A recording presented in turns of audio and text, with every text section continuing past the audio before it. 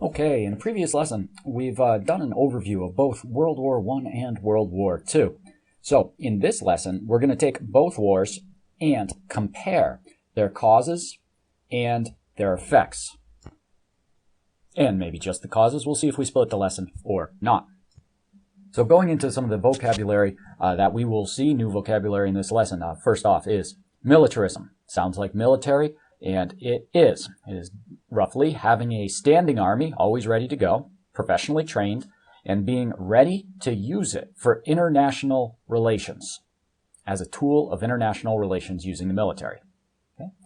Ethnonationalism is an intense nationalism, an intense love of country, but it's based upon the race or ethnicity of the people of the nation.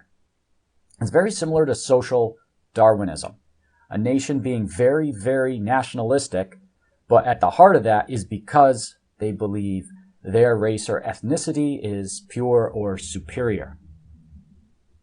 The League of Nations was an international organization of nations formed between the wars for 20 years, 1920 through 1940, and it was designed to keep world peace.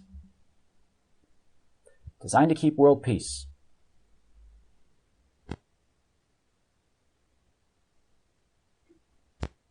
The Treaty of Versailles was the World War I treaty that punished Germany for World War I. Appeasement is a negotiation policy that basically boils down to giving in to an aggressor nation in the hopes that they would stop their aggressive behavior.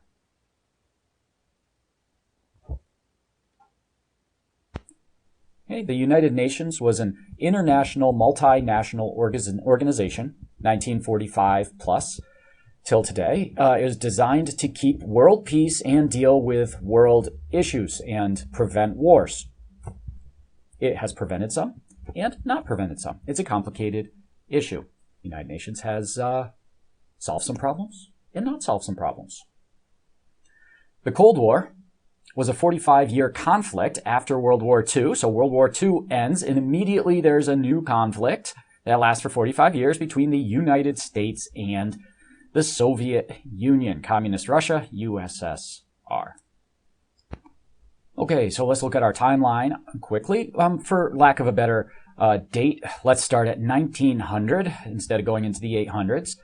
And let's end at 1945. Well, it goes all the way to today. But, well, World War I is going to happen roughly 1914 through 1919.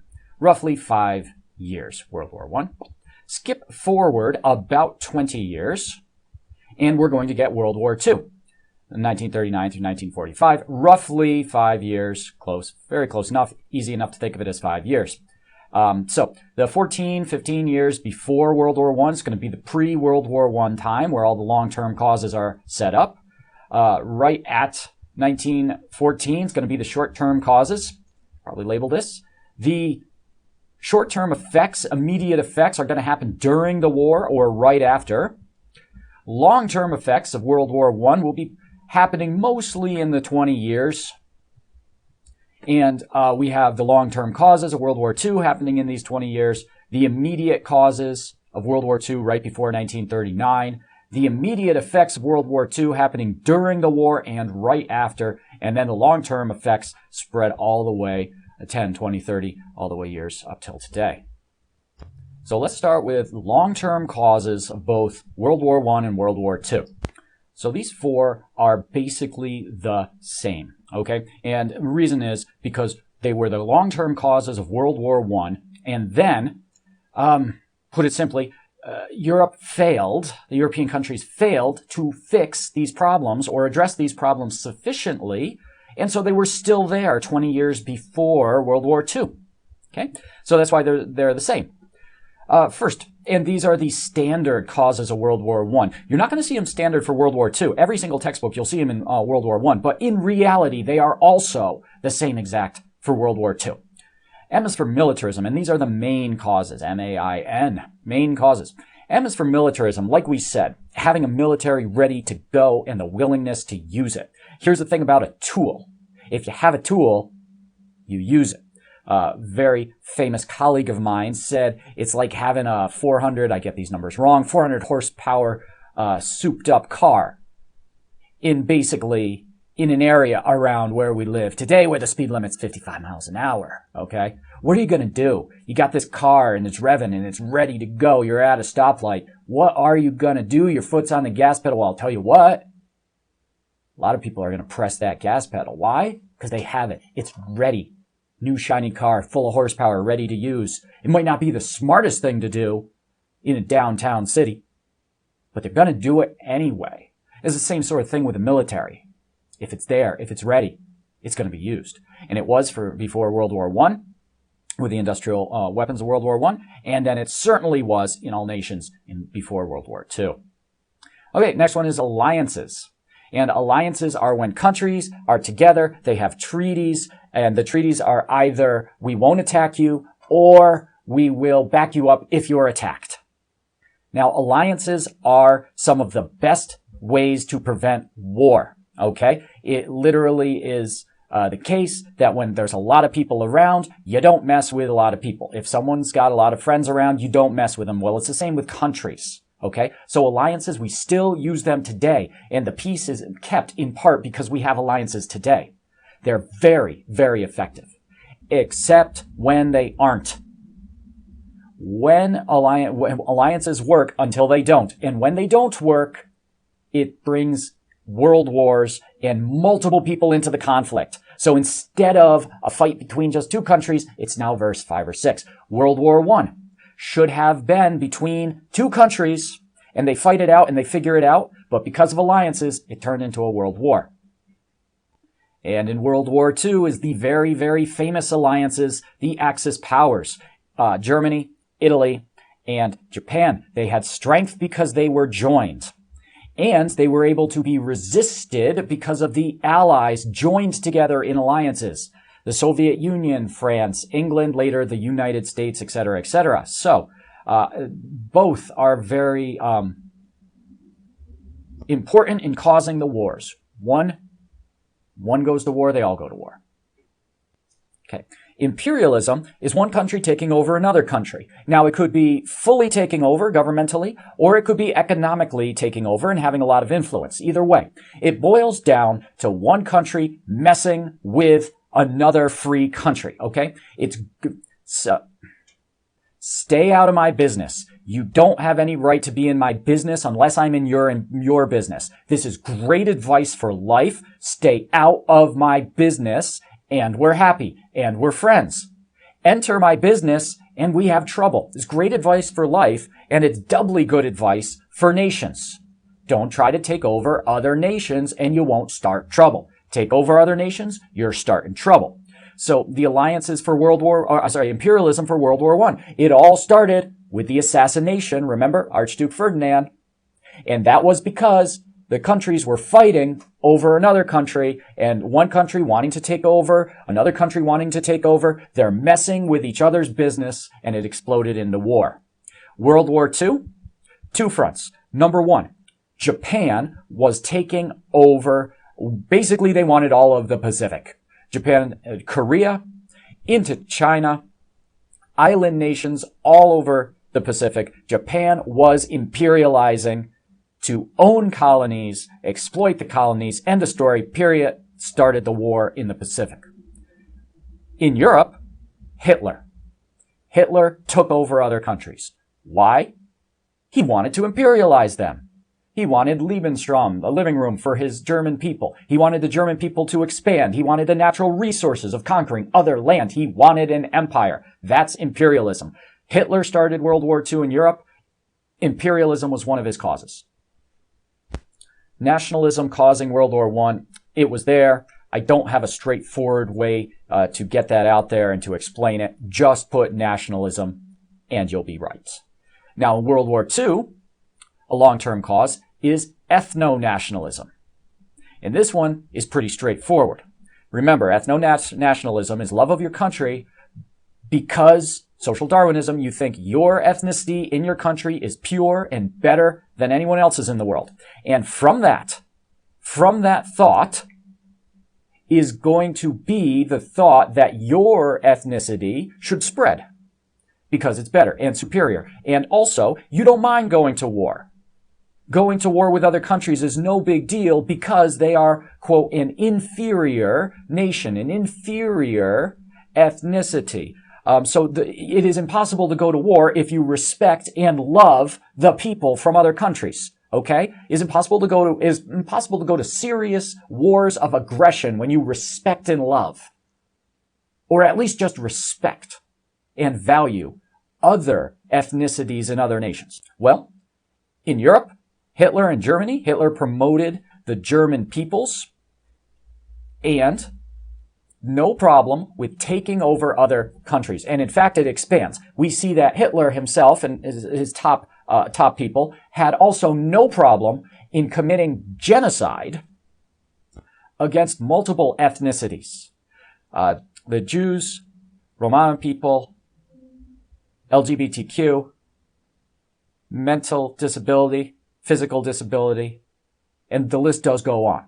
So Hitler was willing, long-term cause, to go to World War II because he did not respect and wouldn't mind conquering other ethnicities from other nations.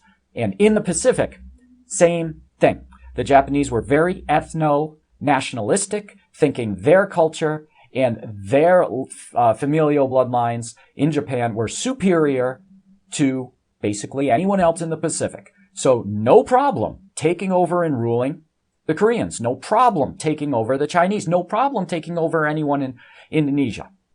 No problem because the other ethnicities were not valued, seen as equal, because Japan was an ethno-nationalistic state. Okay, long-term and possibly short-term, a kind of middle-term causes of World War I and World War II is actual people, okay? World War I was caused by kings. Yeah, this should probably even be in a short-term cause. Literally, the German Kaiser and the Russian Tsar decided by themselves for war. I get it that they were advised by their generals, but they were the leaders. They were the kings. It was their decision. And very similar to World War II, Hitler decided to go to war.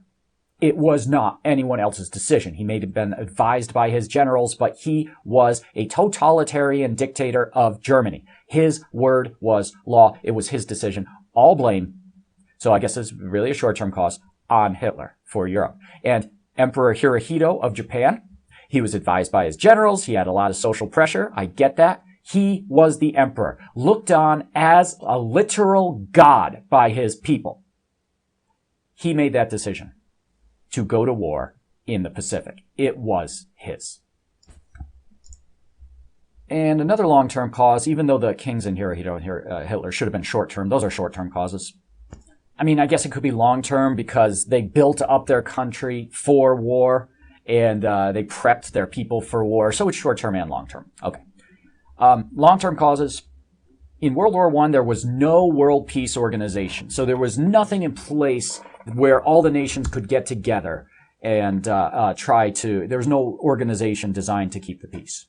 Well, in World War II, it's sort of similar. There was an organization called the League of Nations where nations got together to talk it out and not have war, but it was weak and ineffective. So it's virtually like there wasn't. And in fact, the League of Nations might have even furthered a little bit of war because of their response.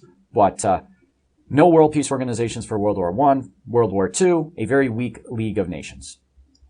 Now, two things that were unique, long-term causes of World War II. One thing that was unique was World War I. A lot of the punishment and a lot of treatment of Germany set the stage for the rise of Hitler, and anything that let Hitler come into power is considered a cause of World War II. Because without Hitler, there is no European World War II, so anything that puts Hitler in there is cause. So World War I was a long-term cause of World War II. It led to Hitler. It led to the punishment of Germany. And specifically on the punishment of Germany, the Treaty of Versailles was the peace treaty of World War I that so punished Germany, it hurt them so much that the people literally thought their country was going to go away in 10 or 20 years and be invaded because there was no...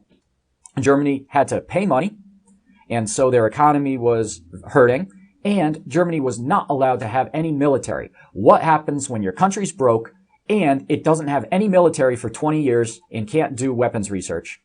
It's going to be taken over. 20 years after World War I, Germany was set up to be the weakest, poorest, undefended country in Europe. The people knew that, and they were scared because they were going to lose their country. What happens? Countries that are that weak get invaded. Simple as that. And so the people turned to Hitler because Hitler was going to reject the treaty and rebuild Germany. Hitler equals World War II, so thus the Treaty of Versailles is a cause of World War II. Let's add one more. The Great World Depression of the 1930s. It wasn't just the United States. And because Germany was hurting during the Great World Depression, people turned to Hitler. Hitler started World War II, so thus the Great World Depression helped lead to Hitler, which means it's a long-term cause of World War II. Okay, let's get into the short-term causes, the immediate causes, the things that really did that. Okay, so World War I, the assassination of the Archduke Ferdinand, that was the spark that lit the fire. And in World War II, Hitler invading Poland. Okay, Hitler invading Poland was the last straw that broke the camel's back. He had invaded other places, but Poland was the last one, and the other nations declared war upon him. Okay, I would say failure to negotiate as a short-term cause. This would also be the kings. Okay, the German Kaiser and the Russian Tsar literally were cousins, first cousins, second cousins. They did not negotiate. They sent a couple letters, but nobody is talking to anybody else in the year before or after the spark leads to the war. They could have talked it out. They could have figured it out. They failed to negotiate.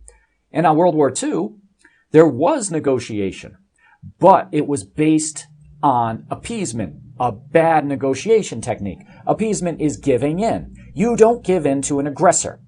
If there's a bully, it is true that saying nothing, giving in to the bully, is not going to change. If you make a bully promise to stop bullying, they won't. There has to be negotiation. There has to be talk. There has to be high-level negotiations with checks and balances and professionals. If you just ask a bully and have them promise not to do it again, they still will. And that is probably the most straightforward analogy to what appeasement is with Hitler. And the United States got into the war because of, in World War I, the Zimmermann telegram. Germany sent Mexico a note trying to make an alliance, and that was too much for the United States. And in World War II, the U.S. was neutral, and Japan attacks Pearl Harbor in Hawaii, and the U.S. then declares war and gets into the war there. So let me go through and give my main discussion point for some of these. It's kind of a recap and main discussion point. Okay.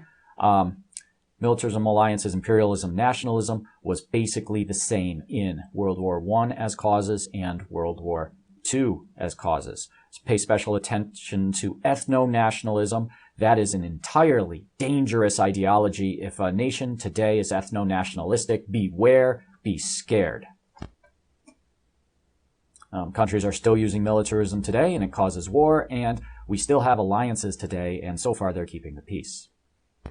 I don't know, people. War can still be started through with democracy and voting. I guarantee that happens. I can give you examples, but I think at least that is a lot safer than putting the power to go to war in the hands of individuals. Literally 2 people started World War I, and literally 2 people, started World War II. I think it's a bad idea to put that much power for war in one person.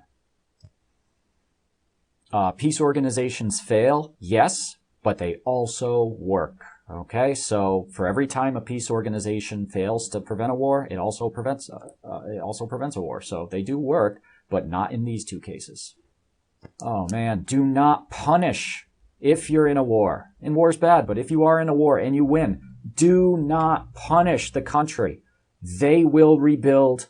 They will enact revenge. It happens over and over and over.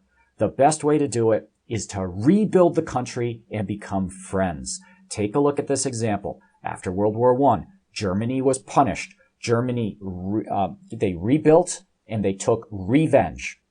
After World War II, the Allies did not punish Germany. They rebuilt Germany, the US, France, England, rebuilt Germany. And Germany, West Germany, has been a friend ever since. Japan. The US won, occupied and rebuilt Japan for 5 years. Japan has been the best friend of the United States since 1950.